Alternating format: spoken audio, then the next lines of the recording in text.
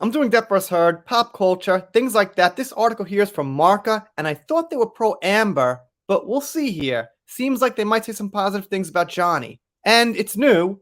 This is not a throwback from December 16th, 2022.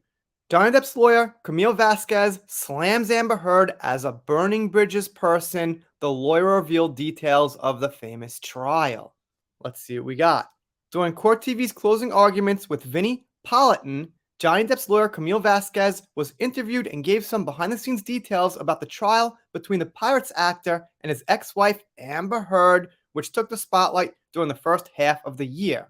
And as we know, it wasn't like half a year. People were following it for like 5 years, maybe more. It's just that the mainstream kind of picked up a little bit late. One of the most difficult witnesses was Dr. Dawn Hughes' Camille comments, and another was Whitney Amber's sister because she was someone who was going to defend her relative no matter what, she added. But perhaps the most interesting part of the interview is when she confirms what she said about Heard during the closing arguments of the trial. I think she is, as we said at the time, a bridge burner. Good way to put it. I can't quite recall anyone ever saying that before about her in all these years after all these videos, which was followed by a brief video shown in which some people who had some relationship with Heard pointed out that they didn't exactly have a close relationship with Amber.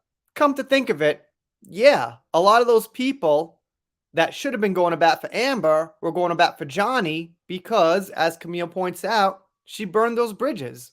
I think these people, including her former lawyer, are no longer friends with her. Some of them showed a closed attitude about it, although this in no way means that they lied during their testimony, she said. Well, maybe, maybe not. Who could know for sure? I mean, we're going to trust certain people that come off believable, but in the end, it's the physical evidence, the recordings we had, that we've got to go by. She also asked why she used to object so much to Amber's statements on the stand, to which Vasquez replied she gave the impression that the things she said were things she had thought of at the last minute, that they were notes she had in a notebook. I even felt that there was really no one on her team who was helping her with her statements. You would see her team and they were always sitting in their places. That made me feel really bad for her because our team is completely different. Alright, so Camille's got a little heart there. She feels bad for Amber. Which I guess...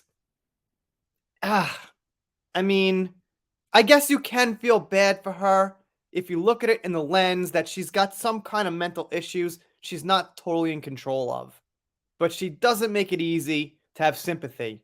If she apologized, I think that would be a great thing for a lot of people and help a lot of people give her some sympathy. If she came out, fessed up, the actual truth, yeah, that would be a start, absolutely. But she hasn't, she didn't, and she probably won't. On how she saw Amber as a deponent, Camille was very clear. I never saw her as a credible person or someone likable.